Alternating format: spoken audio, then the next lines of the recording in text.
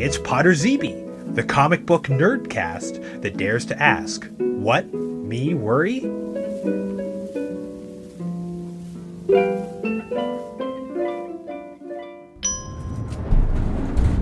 Well, here we are in the mascot red-handed department.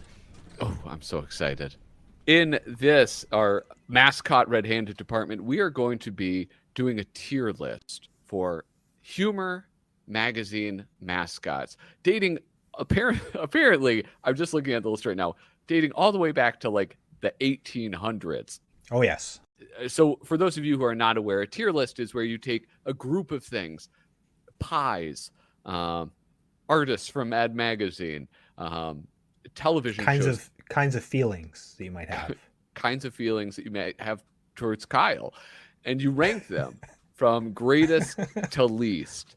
So we have our group of mascots that we're going to be ranking, and we have our ranking system. What is, Kyle, should we start at the worst, the lowest grade you can get? What is that? So I put a lot of thought into this. Lowest tier, this is the Nudnik tier for your real, like, scum of the earth Nudniks, you know?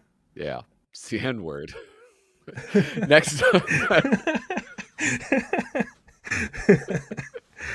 I think you can still say that one. Above that, we've got putts. Putts? Putts. This is a common one. I was often ranked putts when I was a young man. Then we have rank Claude. Mm-hmm. This is your sort of middle of the road humor magazine mascot. I have a prediction that a lot of these, they're going to reach Claude and no higher. I think so, yeah. And I think that's most tier lists, though. And then above that, we have Schmuck. So that's pretty good. That's number 2, Schmuck.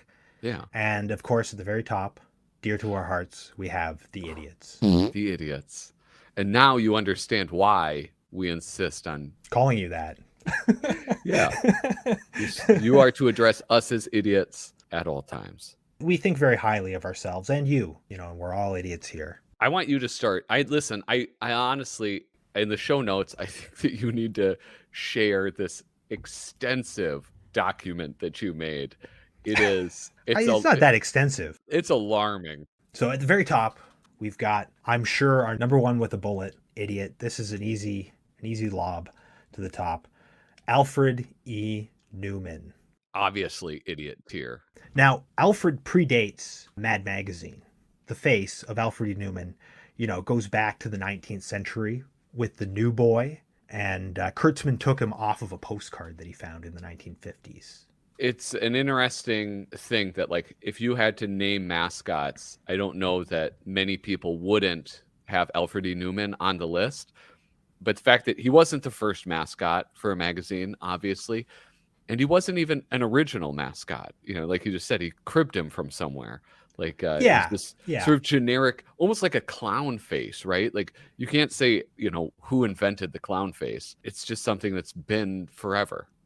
Yeah, it's a standard racist depiction of the Irish from the 19th century. It's basically what he is, you know, kind of like the Yellow Kid. He's got that kind of look.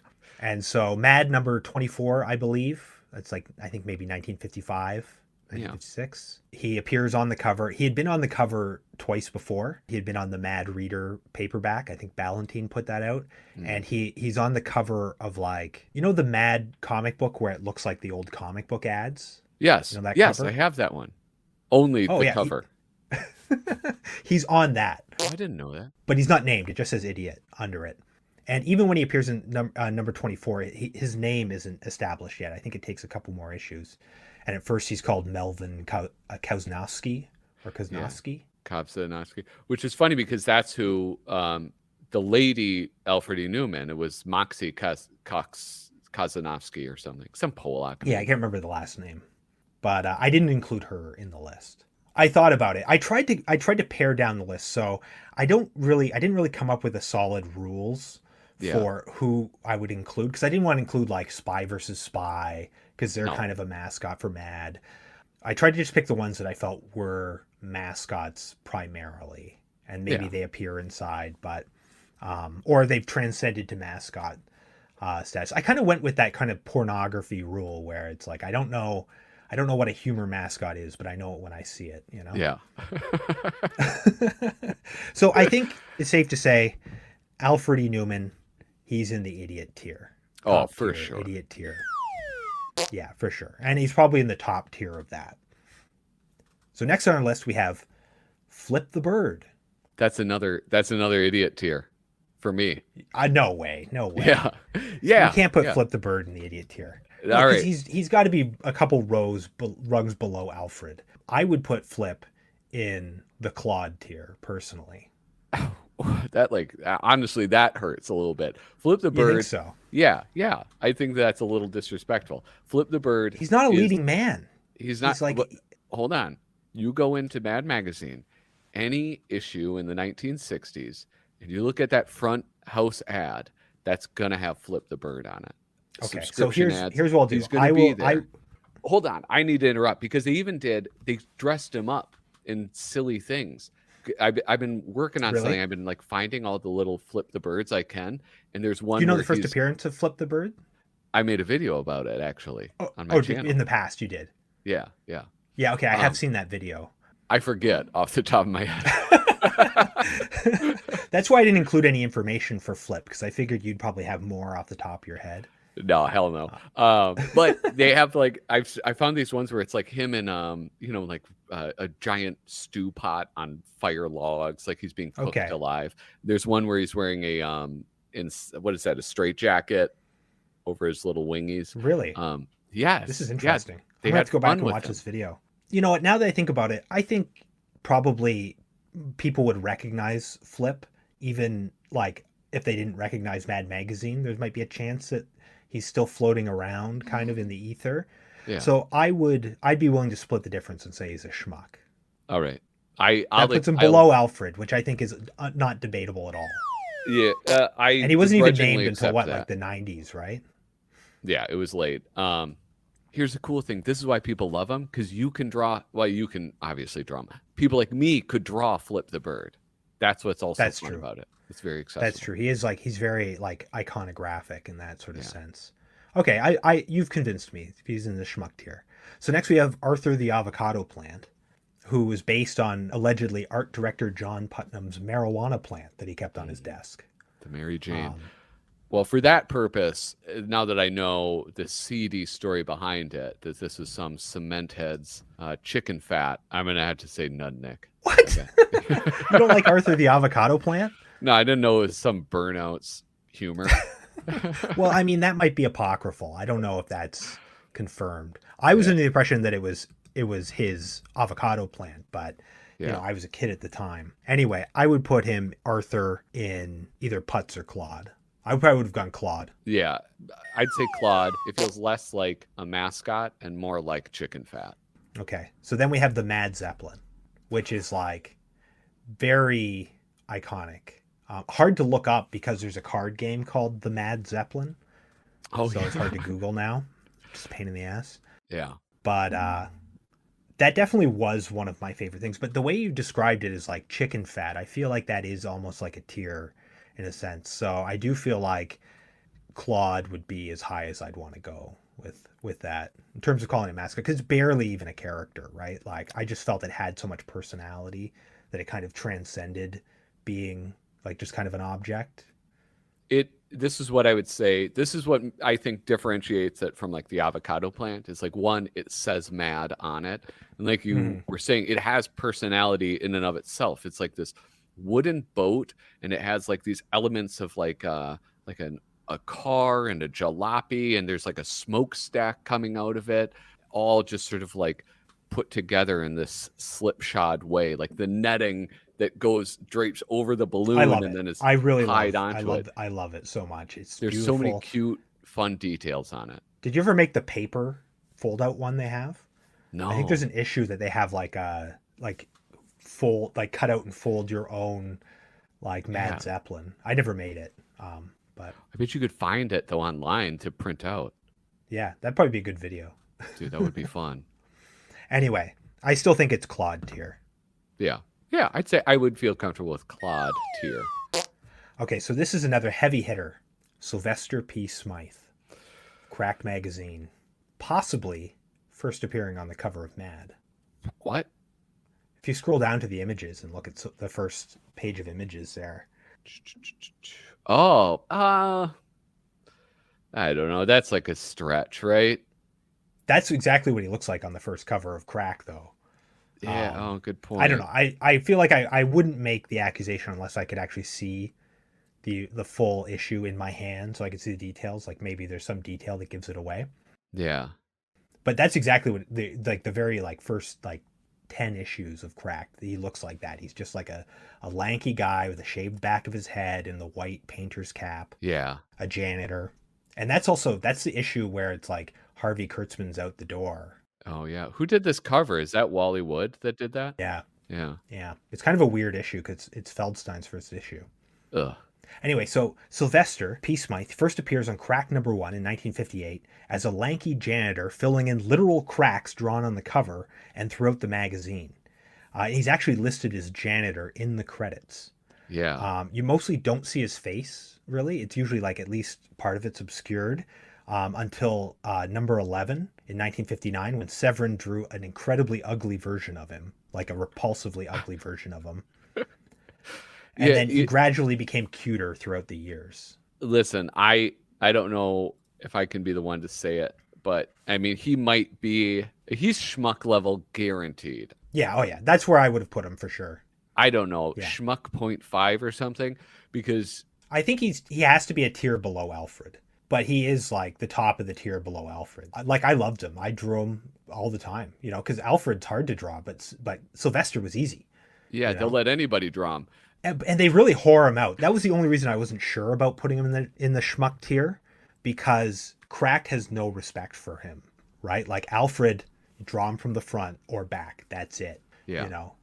Beyond that, it's like if you look at pictures of him, beyond like wherever he exists in an era, he looks so different. Like in the 90s versus the 80s, he looks significantly different. He's recognizable because he has blonde hair and a white hat and kind of big ears. But beyond that, there's not they nailed down the look of Alfred E. Neuman almost immediately. Yeah. And then Mingo came in and it was like in cement, right? They make you trace him. When I drew Alfred in Mad, they asked me to trace him because they want to get those exact proportions. If they had that type of discipline, if Cracked had that type of discipline and control over or Sylvester, we'd be looking at an idiot. Maybe. I don't know. I think the thing I like about Cracked is that the eras are so different and that it takes all these weird swings. And so it's kind of it's all kind of junky, but there's a kind of campiness to it that I like. And so, the different eras are neat to see. But I definitely put him in the schmuck tier. I feel like he's got to be there because he's the next biggest, for most people alive today. Yeah. Okay, and then I called this the femme fatale, but I actually looked her up on the Cracked wiki, and she's called Veronica, and I think just because she's drawn as a caricature of Veronica Lake, with that sort of long cigarette holder. Picture like Jessica Rabbit, basically. I thought this was the person from Get Lost, when I looked at the photo. Yeah, you could call her the same thing, and she's on here too. It's a very common image, right? Like that type of leggy, curvy Jessica Rabbit type character. And they actually had the discipline with that character. If you go back through the magazine, you look at her. On the very first cover, there's a Bill Everett kind of comic strip about her at the bottom. Yeah. That's very fun. But if you actually flip through the magazines, it's like she almost looks like she's like a typography or something. It's like they just punched it. And they might change it a little bit, put her in a bathing suit or something. But mostly it was the exact same traced image throughout as chicken fat or whatever Crack's sort of lower tier version of chicken fat is called. Chicken shit. Veronica, having never seen her before in my life, I'd say putz level. That's where I'd put her too, putz. Yeah. Next up, we have Nanny Dickering.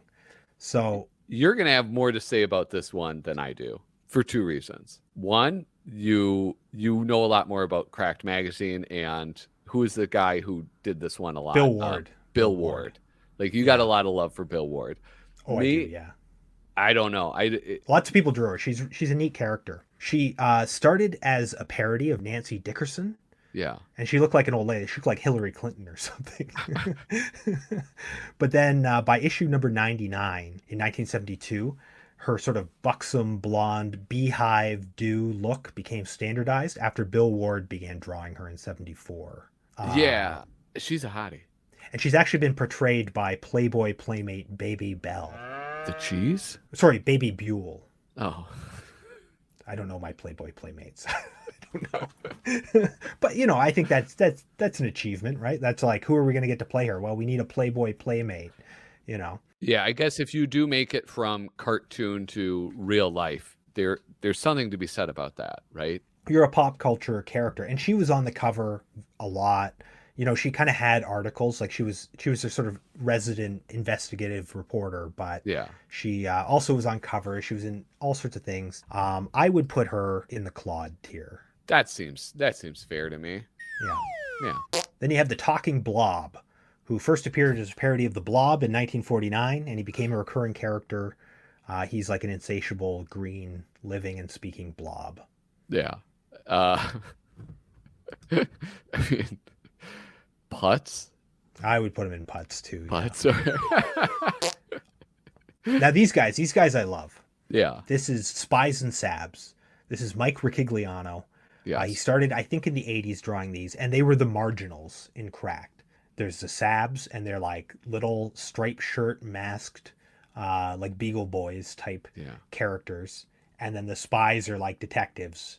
And basically the Sabs are always getting the saboteurs, the Sabs, they're always getting the better of the spies. Yeah. It's kind of a play on spy versus spy, except one side always wins. Yeah, very one-sided. I always viewed the Sabs as being French.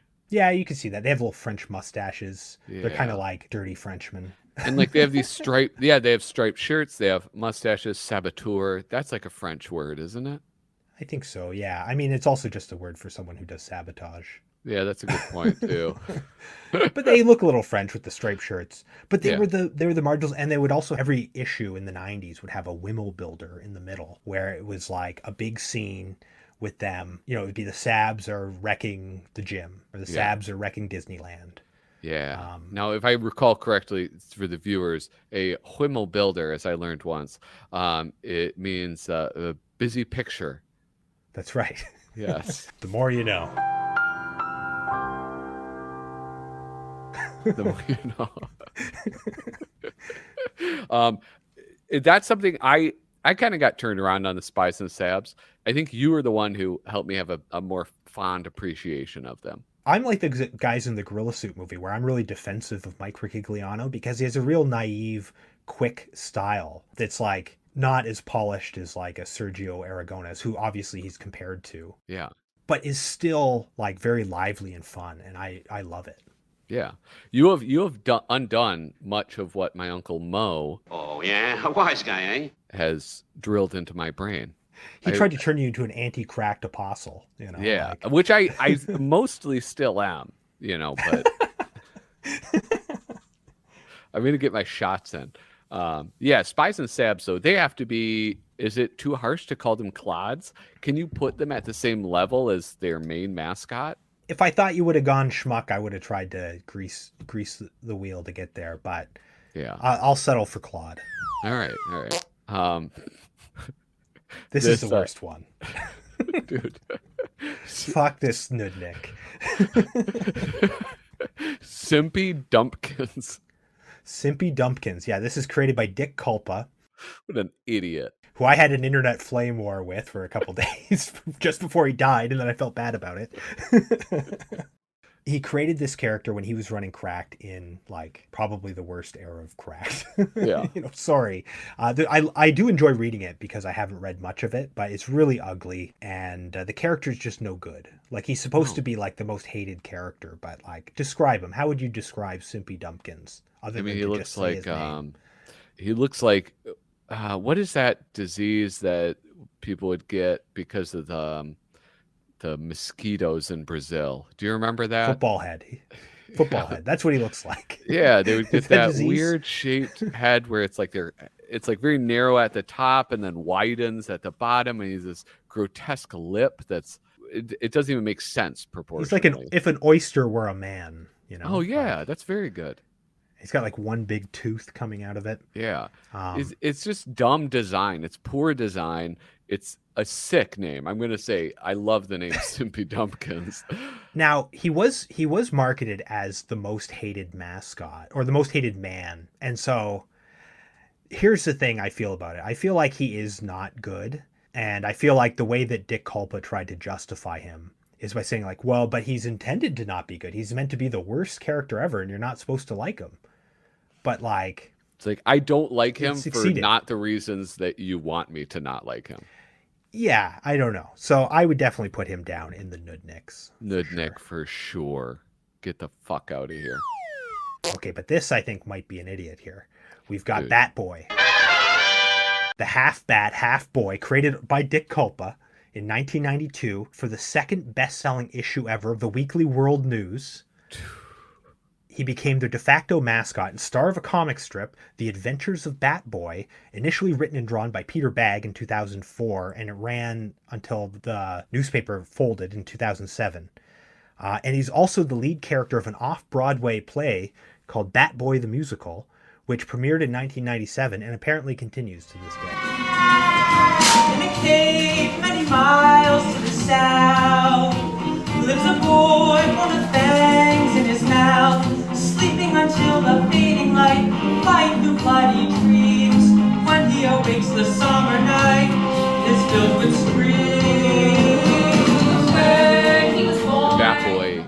Again, listen, I know I talk about my Uncle Mo a lot. You're a wise guy, huh? He's got his own sound drop for this podcast. First off, my Uncle Mo is in Weekly World News. Is he? Yes. As like a writer or? No, as his photograph. They used him. They like Momo and Dai. They knew somebody who worked there, and they took a picture of Mo to be in the magazine. I think it was Bigfoot stole my wife or something. My uncle got cucked out by Bigfoot. Oh, a wise guy, huh? But, oh, man. This is for sure. I mean, people who don't even have a true appreciation for Weekly World News, Page 5 Girl, if you don't know what fucking Page 5 Girl means, I don't even know if I want you in my life.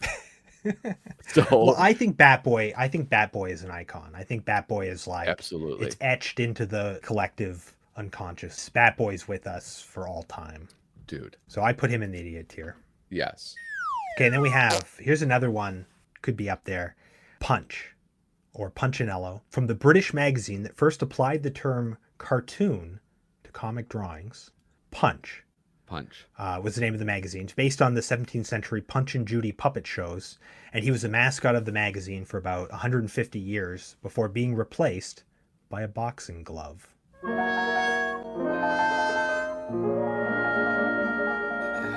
God damn, don't you hate the 2000s?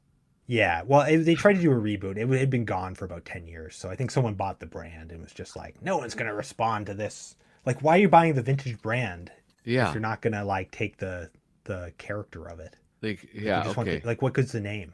I'm pissed now, but I like Punch. So, out of respect for Punch, that boxing glove is a nudnik, but Punch, this weird puppet. He's the first, right? Basically. He must be 1841 first. And if you see this guy, if you like go up on look him up, you know who he is. Like, yeah, I have seen him and I didn't really know what he was. He sort of comes out of the Italian Commedia dell'arte, which is like this like series of like stock characters. Like Harlequin is from that, and all these kind of clown characters. So he comes out of that, Punchinello, and then the British sort of create this play called Punch and Judy, where it's Punch and his wife. One person would perform it, and you'd actually swallow this device that would make your voice sound like it's a kazoo kind of thing. And the story is basically that like everyone nags Punch, so his wife nags him, so he kills his wife. The baby's driving him crazy, so he kills the baby. His boss is riding him, so he kills the boss. And then he gets killed and he goes to hell, and the devil's riding him and he kills the devil. And it's like this like late medieval puppet show. Dude, I love that. That's like a fun story. Well, and anytime you see something medieval, you're going to see like a Punch and Judy play going on in the background. Yeah. You know? You can still go see one performed, especially in England, I imagine. Yeah, go to Piccadilly Circus. So I definitely put Punch at the idiot tier. Idiot tier? All right, out of respect for the 1800s, I'll go with that. So next up, this is a similar one, but this is like America's answer to the British Punch. Yeah. Puck magazine. Puck. This is like cracked to Punch. I know. I just was talking about how I'm going to respect the 1800s. This is whack. This is like a little cherubic, a little nude cherubic child. I know, not nude, just naked, wearing a top hat and like a tuxedo coat. I don't know. I don't like it. Yeah, he's based on the Shakespeare play A Midsummer's Night Dream. Puck is the character that. Yeah, but isn't that supposed to be some flautist goat thing? Yeah, I mean he's like a little fairy or something. Yeah, well, listen, this Puck is all man.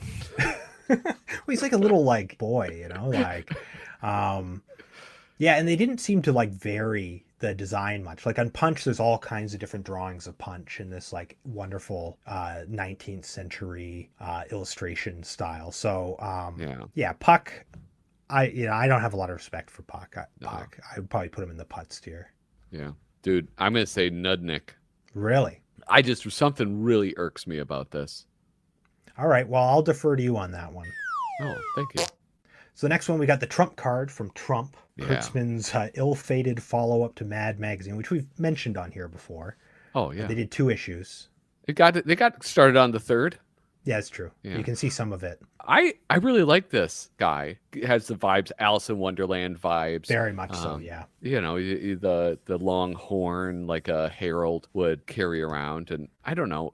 I guess maybe a trumpet is what it is. Yeah, and you like to think that if like the magazine had succeeded, because Hugh Hefner pulled the plug on it because like it cost so much money, and Harvey Kurtzman wasn't like very disciplined in terms of getting things done on time, I think, and like under budget or whatever. But Playboy also faced like a downturn in the market at the same time, and they were like looking to trim the fat at that point. So it's like Harvey kind of went there at a bad time. So I don't think it's the magazine's fault that it failed so much. I think there's other factors. It's hard to explain why. I really want to see this little guy animated. I think it's because like when you look at his posture, there's like cards falling out of his sleeve, and I want to know how he moves.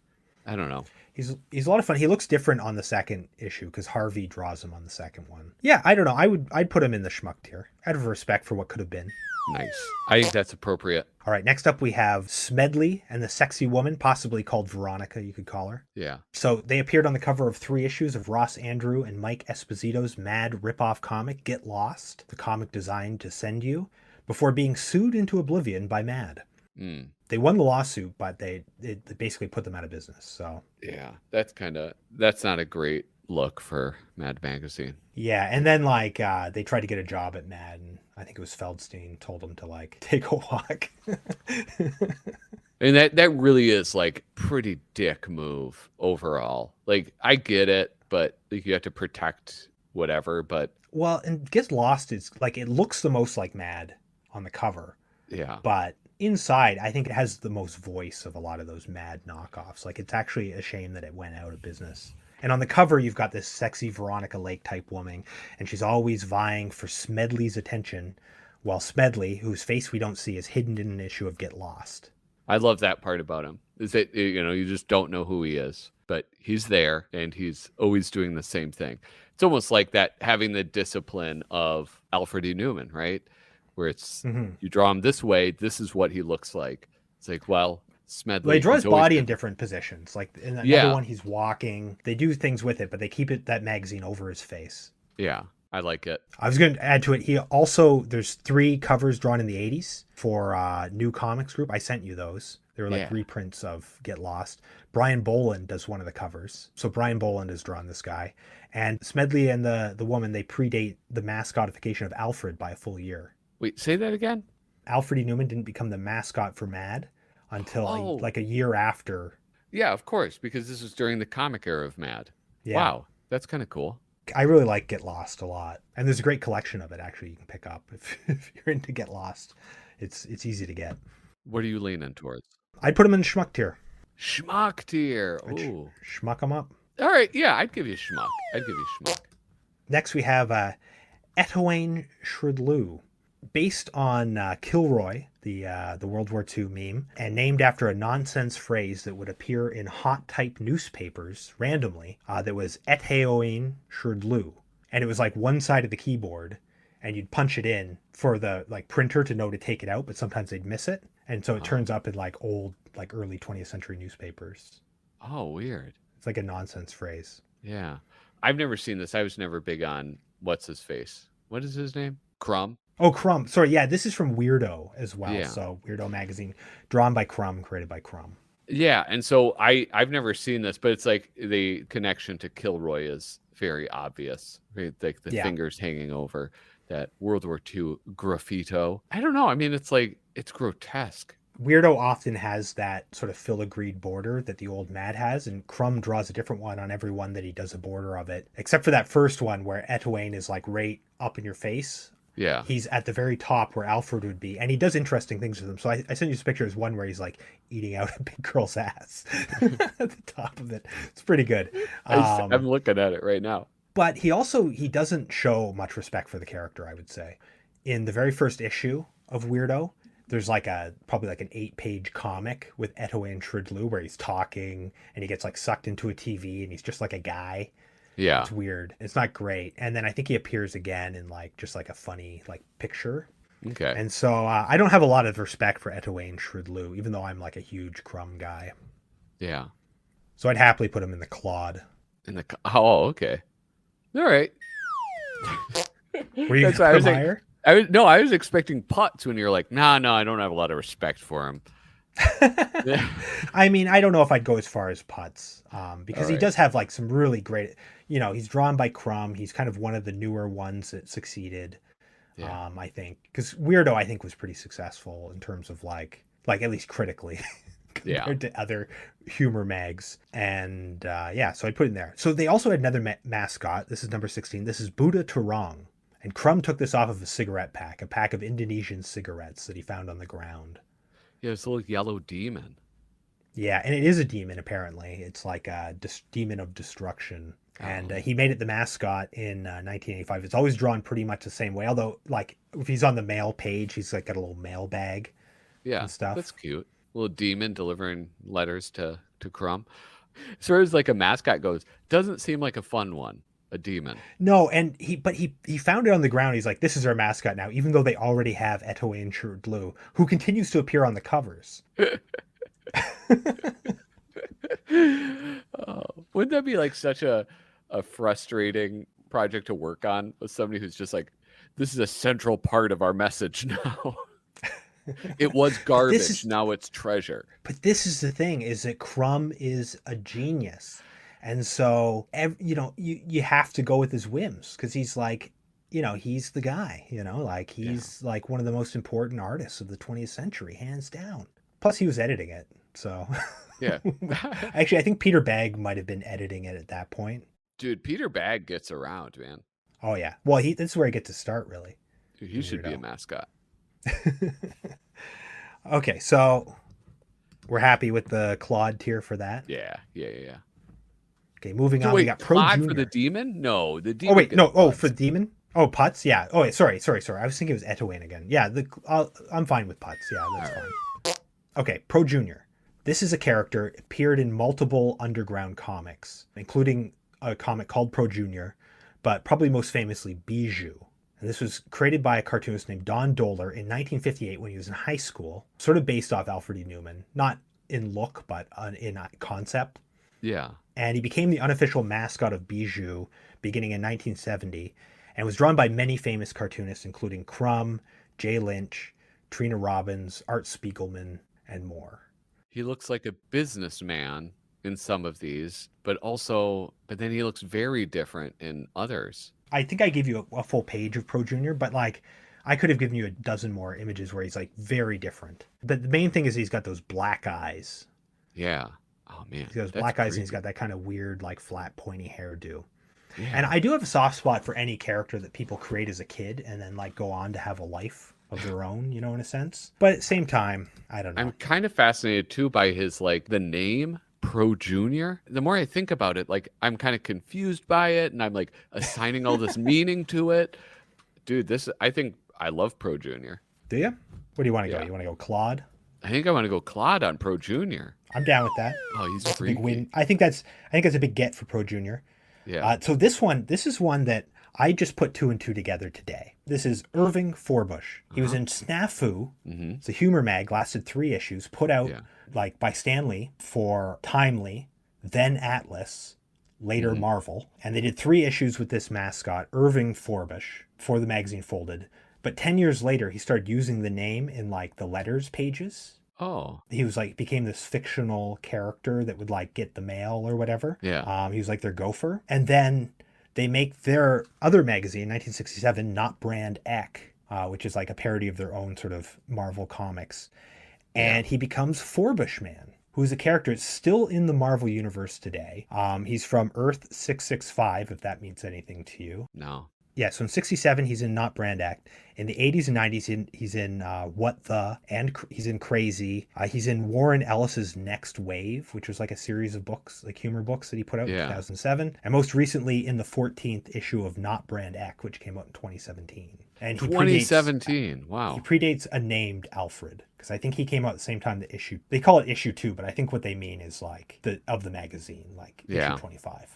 I got to say, listen, he's got a resume. You might like this too. Snafu is military slang. Yeah, situation normal, all fucked up. Yeah, which I don't know exactly what that means. It means that a situation that was normal has become abnormal. Ah, okay. But it's funny because if someone said, "Oh, there's a snafu," I would know what that meant. But if someone like read out like what the acronym meant, then I get confused. But now I understand. I mean, that was my understanding of it. Well, I hope so. I hope you have a better understanding of it than I did. Yeah, so he's got a resume. It continues to this day. He's a superhero character who I recognized when I saw him, even though I don't really read any kind of superhero comics. This is what I was going to say, though, is that his impressive resume, I think, takes away from any standing that he'll have in the end, because he just went around everywhere. Always with Stanley, always with Marvel. Utility player. It's not like he went from like Marvel to Carlton or something. Like he's not like jumping ship in that sense. He's always been a company man, right? Yeah, okay, but it is also absurd to talk about a character in that sense, because of course he's going to stay with the companies or the creator of him, right? But canonically, he works for the company as the gopher in the mailroom. So he's also like, even though he's a fictional character, he works for the fictional version of the company. But not even in a normal, not in a regular role. He has a shitty role, yeah. But that is the standard for humor mascot, right? It's never like executive producer, Alfred E. Neuman. It's janitor, Sylvester P. Smythe. Yeah, but Sylvester's always the janitor. That's what I'm saying. Like, this guy's doing all sorts of stuff. He was like a mascot for 3 issues, and then he was working like in the mailroom doing gopher stuff, which is one job. Being a gopher is one job. All right, well, I don't know. My knee-jerk reaction to this guy is Putz. Putz, fine. I'll go with that. Oh, shit, I should have gone lower. I wouldn't have gone lower, because I know who else is on this list, and so I don't want to. Yeah. So this one is possibly also Irving Forbush, but not officially. The Nebbish. Yeah, and I've heard him referred to as Irving Nebbish, but I don't know if that's official. I think normally he's called the Nebbish, and he's kind of a play on the Shadow. And was the original mascot for Crackedmagazine. Yes, Bart. Whenever a teacher confiscates something, it ends up here. Salacious halter tops, complete collections of Mad, Cracked, and the occasional issue of Crazy. And this fake plastic derriere. Dude, I have to tell you, this character, this mascot makes me feel uncomfortable. Like, I look at it and I feel like there's some type of like racial stereotype going on that. Well, Nebbish isn't officially like a slur, I don't think. Yeah. Nebbish refers to like a wimpy, henpecked kind of loser, but it's often used for like Woody Allen type stereotype. Yeah, but it's not just the name. His outfit or something looks. Well, he's dressed like the Shadow, Is where he he's got though? like the hat and the coat. And But his hat is like, it's almost tied like an Arabian thing with like the rope around it. that might be a weird cover that I gave you a picture of. Normally, he's got the wide brimmed hat, with Okay. like the Undertaker in wrestling would wear. All right. Well, I'm going to rank him low just in case it's racist. And then I can like be like, I was on the forefront of. Yeah. So what would you say, Putz or Nudnik?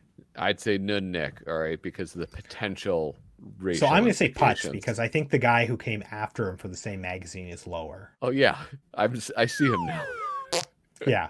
So this is Obnoxio the Clown. Yeah. He's the foul-mouthed, cigar-smoking scumbag clown who replaced the Nebbish in 1980 after like a 7-year run of Crazy. Sales were slumping, so they're like, man, we got to get more people to read this. Who can we bring in?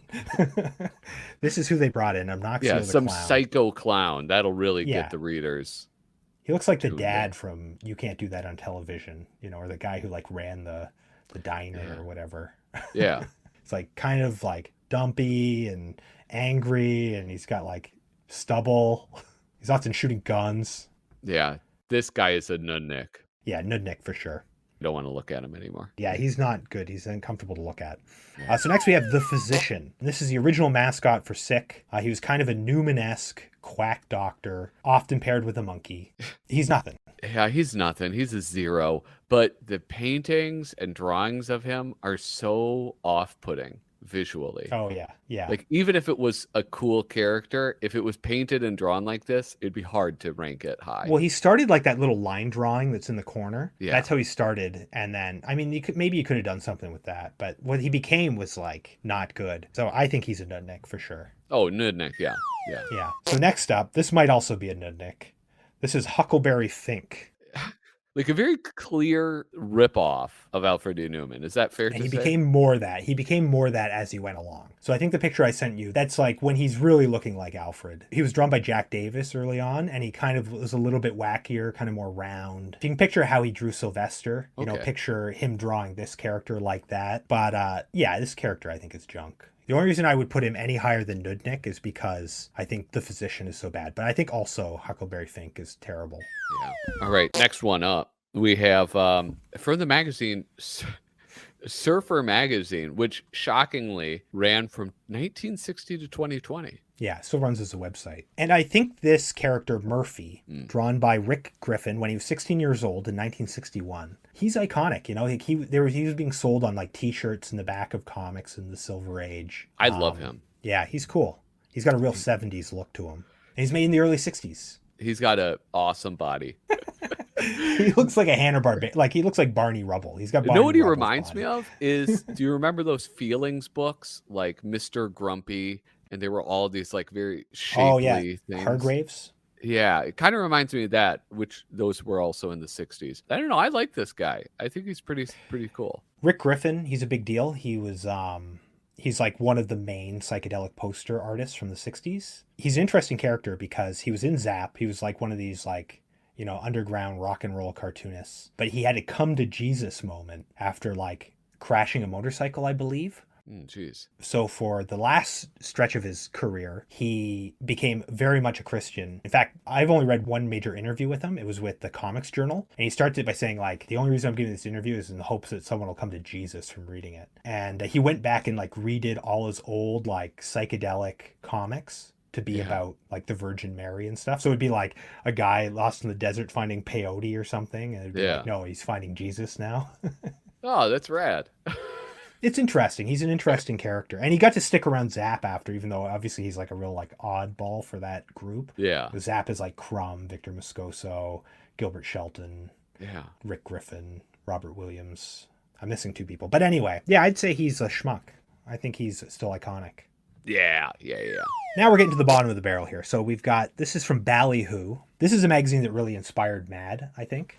Ran from 31 to 54, but I think there was like a 10-year break in there. And it was a humor mag, but it was really known for having a lot of fake ads. And this was a character they often had on the cover, was a burlesque dancer or like a cabaret dancer who was on strike, which is funny, I think. Yeah, I like and that. And kind of apropos because in America, you just had a stripper union form. There's like a strip club that just famously unionized. Oh, it's the only one. That's bizarre. I thought you were going to talk about the ongoing Writers Guild Association. They're striking. No. Although pornography, at its root, at its like Latin roots or whatever, is the writing of harlots. So, maybe strippers are kind of like the writers of the dance world. Could be. Stranger things have happened. There you go. I don't know what that means. I'm sorry. So, but Ballyhoo's kind of a big deal, but I don't think this character is a big deal. So I would put her in the putts. Yeah, I was like, when you were talking about like the significance of this, I was like, well, I know nothing about this magazine. The magazine's much more significant than her, and she's not on like every cover or anything. All right. I feel comfortable with putts then. Next, we have Frankenstein's Monster and Dracula. I put them down as a combo. Yeah. Because there's two magazines, two failed Mad Magazine ripoffs that were publishing at the same time, Zany and Thimk. And they would both kind of have like either Frankenstein's Monster or Frankenstein's Monster and Dracula on the cover. Yeah. I think it's cheap. I don't think like I'm not saying Frankenstein's Monster is a nudnik, but I think as a humor mascot he is. The use of him, it's like it's cheap to like just pull him in just for the clicks, as they would say now. Yeah. He's not a comedic character, so it doesn't even make sense that you would use it. Yeah, so I put them in the nudnik tier for this. I think it's kind of cheap. All the humor magazines did just kind of throw icons and celebrities on their covers. That was kind of normal, but they were really trying to like make Frankenstein theirs. Two magazines at the same time that both burnt out. It's stupid, yeah. Also, Thimk is such a dumb, like visually, the title is kind of interesting because it makes you pause and reread it. Yeah. But then like you say it and it sounds so stupid. Thimk. But that was like a meme at the time, I think. People would write Thimk. So then we have a squirrel who appeared on 2 issues of Nuts magazine in 1959. Dude, and he's holding the nut. Yeah, I think on both covers he's just part of the masthead. I don't think he has Yeah. a name. I don't think he does anything inside. He is a character I'd be interested to see where it could go if Nuts was good, but I don't think I've ever read Nuts. You could hold the nut in like a suggestive position. Like, I think this is schmuck, dude. Like he holds it up like it's his hat and he's the Pope. And he's making like a commentary on like the Holy See. Yeah. Or else like what if he's like laying down and he's pretending Or he's to, got two and they're boobs. Dude. Or he's like pretending to give birth to a nut, you know? Yeah. There's so much you could do. And I think the potential for the nut squirrel makes him a schmuck. I don't think they ever tried though. I think it was mostly a logo. Like he did change on both the logos, I believe. But I know, but you only have 2 shots. It's like it could have gone nuts. they could have done more with it. But I mean, I haven't read it, so maybe the squirrel's all throughout. But Yeah. I did recognize the squirrel as a regular one. So I would put the squirrel as a nudnik. Good Nick. Wait, what? I just said schmuck. You said schmuck for the squirrel? Yeah, because of the potential. That boob Yeah, but you can't thing give really because of got the me. Dude. potential. Oh. I had to judge things as they are and not. I mean, you as can wish you them can to for be. for Trump because like the magazine is like classic, but Nuts is not. I don't give a shit about Nuts. All right. They did 2 issues in 1959, at the peak of Mad Magazine ripoffs. Okay. Well, But the squirrel is cool. Like that's a cool idea. So I would go as high as Putz. okay. All right. Putts. No, you said All right. Nudnik. Oh, did I? Okay, I'll go Putz. But this All has right. got to be a Nudniks. Okay. I think this only did one issue, maybe 2. Yeah. Muggles Mohaski.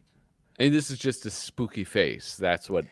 Yeah, he's doing the Kevin McAllister Home Alone thing in 1971. So he's not doing that. If anything, Home Alone is a ripoff of this. He's doing the Muggles. I watch it with my kids next time. I'm like, that's the Muggles face.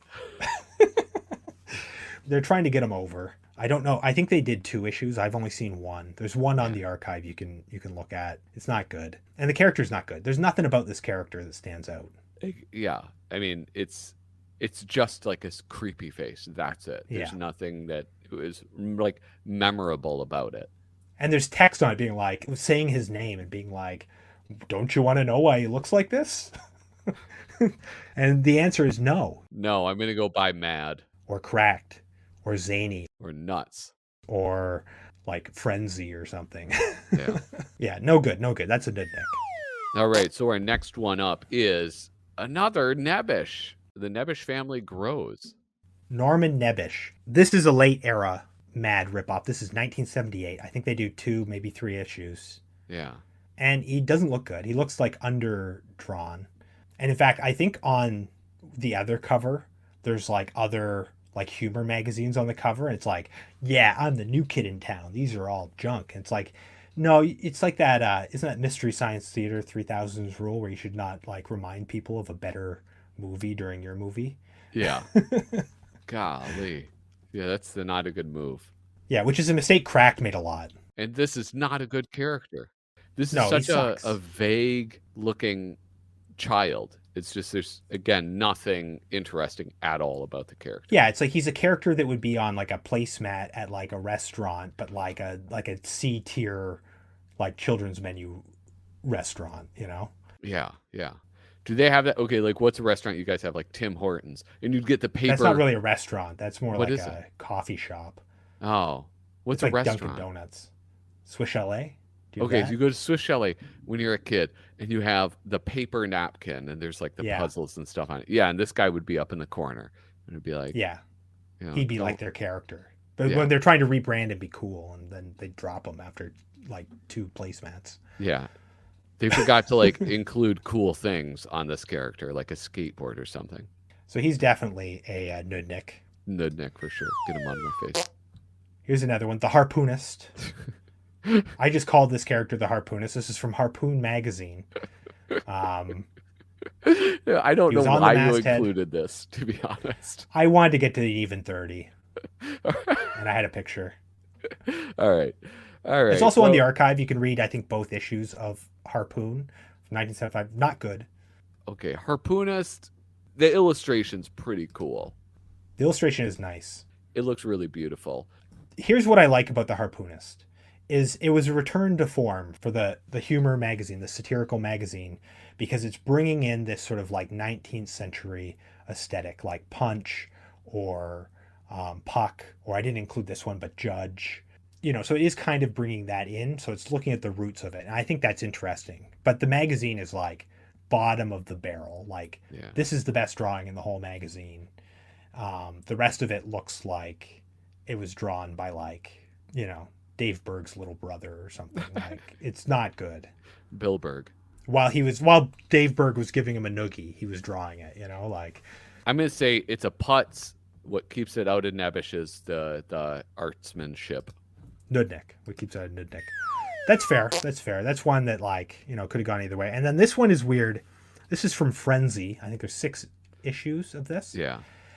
This is the unnamed Ernie Kovacs alien. Specifically unnamed, according to Behaving Madly, which is that Yeah. Yo book about Mad Magazine ripoffs in the sort of 50s and 60s. Someone wrote in and said, "Who is this character, this alien character?" And they said, "He is a trademark copyright character who we have not yet named."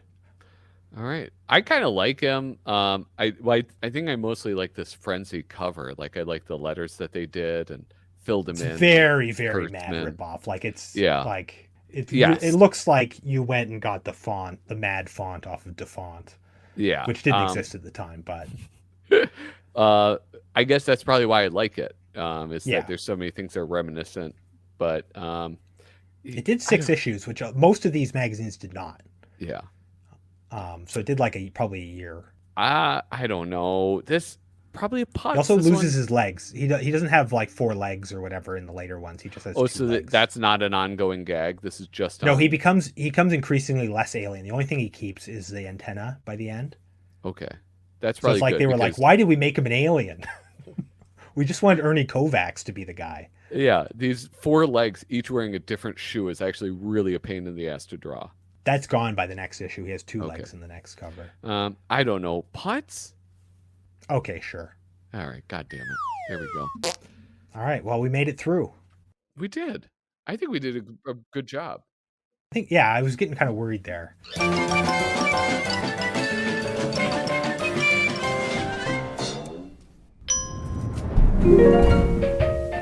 Thanks for watching, idiot. Hit like and subscribe. And hey, if you want more Black Potter ZB podcast, check out the links in the show description.